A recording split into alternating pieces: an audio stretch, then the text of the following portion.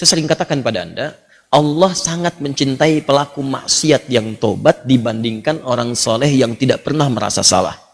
Dalilnya Quran surah kedua Al-Baqarah di akhir ayat 222. Innallaha yuhibbut tawwabin. Allah sangat cinta orang yang selalu untuk berusaha tobat. Dan Allah akan tunjukkan jalan. Kalau dia mau ngambil itu, tadi misal, Anda pernah berbuat salah dan terus ada getaran di jiwa, ini salah nih, saya harus berubah. Ini petunjuk Allah, Anda ambil tuh. Itu langsung turun ayat di Quran surah ke-29, ayat 69. Quran surah 29, Al-Ankabut, ayat 69. Walladzina jahadu fina lanahdiyannahum subulana. Orang-orang yang serius menjemput petunjuk kami. Begitu Allah tunjukkan, Anda mau ambil. Dia serius pengen ngambil, pengen belajar, terus tanya orang, awalnya malu-malu, setelah itu mau-mau, gitu kan? Datang ke majelis ilmu, awalnya belakang-belakang, setelah itu saf paling depan. Ustadz belum datang, dia sudah datang duluan, bahkan dia siapkan macam-macam. Allahu Akbar. Itu lanahdiyannahum subulana. Kami akan tunjukkan jalan-jalan terbaik menuju kami. Macam-macam. Tiba-tiba Masya Allah bukan cuma di taklim aja. Ada yang dapat hadiah umrah, ada yang dapat jodoh, ada yang macam-macam. Diberikan pokoknya.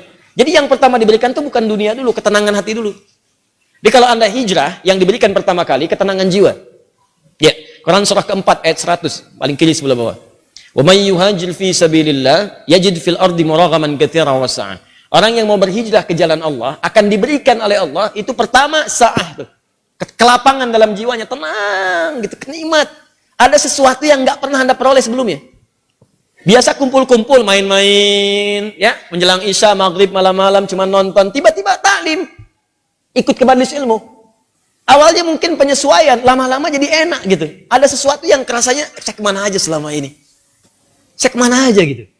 Ini nikmat. Bahkan kalau udah dapat halawatul iman, nikmatnya iman, itu ketinggalan sekali, kayak nyeselan tuh. Saya ketinggalan nih gitu. Saya ketinggalan. Ya sama. Dulu-dulu sholat fardu biasa ketinggalan. Tapi kalau sudah nikmatnya iman, ketinggalan sholat sunnah, wah, kayaknya ada penyesalan dalam diri Anda. Itulah kenikmatan iman. Nah sekarang, kalau kemudian Anda bertanya, Ustadz saya pengen tobat. Saya ini pengen tobat, tapi saya ini berbuat salah lagi. Kadang naik, kadang turun, kadang naik, kadang turun. Naik turun itu biasa. Itu di Al-Bukhari disebutkan di Kitabul Iman, kitab yang pertama. Ada 57 hadis di situ. Kalau iman sedang naik turun, kata Imam Al-Bukhari, buka kitab saya. Dari 97 kitab, 97 pembahasan. Pembahasan pertama, Babul Iman, Kitabul Iman, 57 hadis. Di antara hadis yang mengatakan, Al-imanu yazidu wa yantaqis. Iman itu naik dan turun. Kadang naik, kadang turun. Yazidu bitta'at. Rumusnya kalau pengen naik, maka kuatkan iman itu dengan mengerjakan banyak ketaatan. Ketaatan itu buahnya amal soleh. Kerjakan amal soleh. Amal soleh itu detilnya adalah pekerjaan-pekerjaan ibadah. Sholat, amal soleh. Jadi kalau iman sedang turun, pengen dinaikkan, maka perbanyak amal soleh. Ya, amal soleh. Ini. Karena itu dalam Al-Quran kalimat iman sering disandingkan dengan amal soleh. Quran surah 103.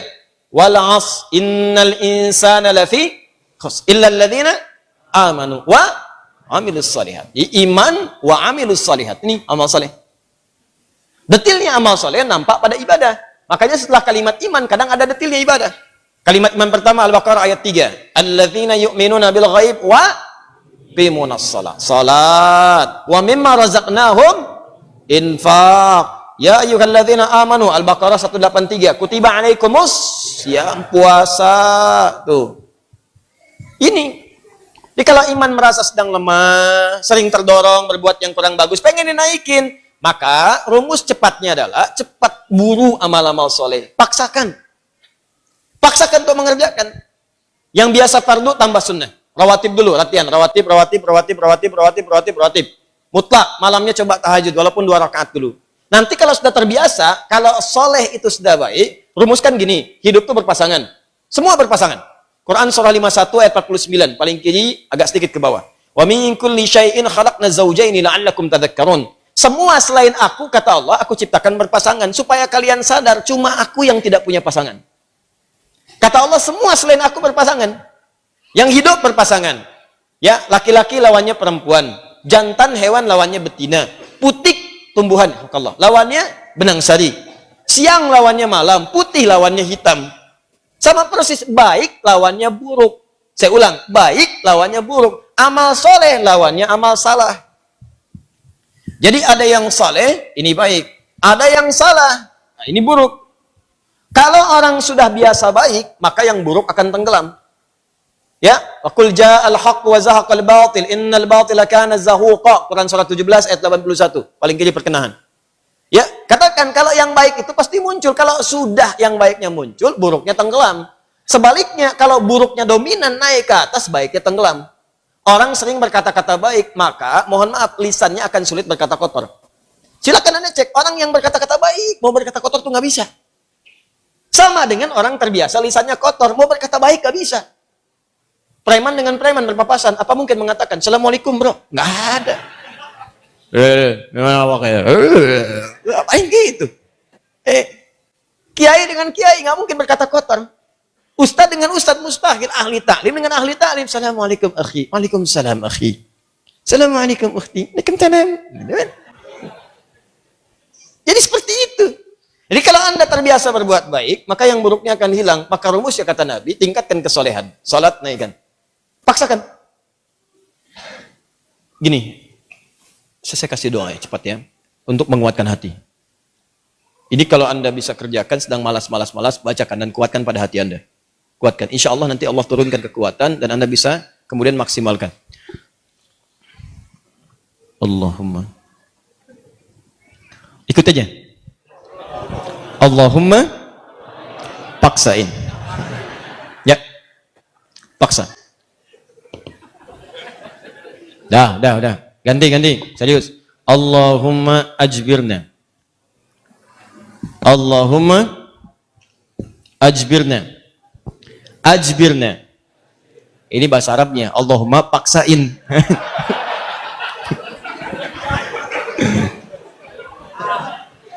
Tobat itu terus. Makanya disebut tawab. Tawab itu nggak berhenti. Jadi kalau sekarang belum kerasa perubahan ya, terus tobat, jangan berhenti. Terus tobat. Misal sekarang tobat nih, masih berulang, tobat lagi terus, jangan berhenti. Sampai Anda merasakan bahwa perbuatan itu buruk dan membencinya. Terus, jangan berhenti. Jangan terus tobat, nangis. Hari ini nangis, nggak bisa, besok nangis. Nggak bisa, besok nangis. Nggak bisa lagi, tangisi diri Anda yang belum bisa menangis. Terus. Dan kalaupun Anda wafat, Anda sedang dihitung wafat dalam keadaan berusaha tobat. Itu poinnya. Bukankah ada orang membunuh 100 orang dan dia berusaha tobat? Dia berusaha tobat, datang ke majelis ilmu. Berusaha di jalan wafat. Dihitung oleh Allah. Padahal belum tahu dia diterima atau enggak tobatnya. Belum tahu dia. Cuman dia berusaha di jalan, mewujudkan tobatnya. Bunuh orang, Anda bayangkan. Maksiat itu udah hatam. Udah lewat bahkan. Ya. Dia kerjakan, tapi dia mau tobat. Dia terima getaran jiwanya. Datang, istighfar. Di jalan meninggal. Diterima tobatnya. Dan kita tidak tahu pelaku maksiat mana yang saat wafat dalam keadaan tobat. Ya, makanya ayo biasakan tobat. Istighfar. Nabi aja biasa istighfar. Nanti kalau sudah enak ada kelapangan. Setelah itu baru diberikan anugerah-anugerah dunia yang dirasakan hilang itu. Awal-awal tuh begitu Pak. Kadang pengen tobat. Saya pengen tobat ya Allah ke masjid. Sholat 2 rakaat tahiyatul masjid. Pulang sepatu hilang. Ya. Kadang-kadang begitu. Karena Allah kalau sudah senang dengan seorang hamba. Yang kurang baik dibuang-buang. Buang. Nanti didatangkan lagi yang baik. Kalau Anda sabar.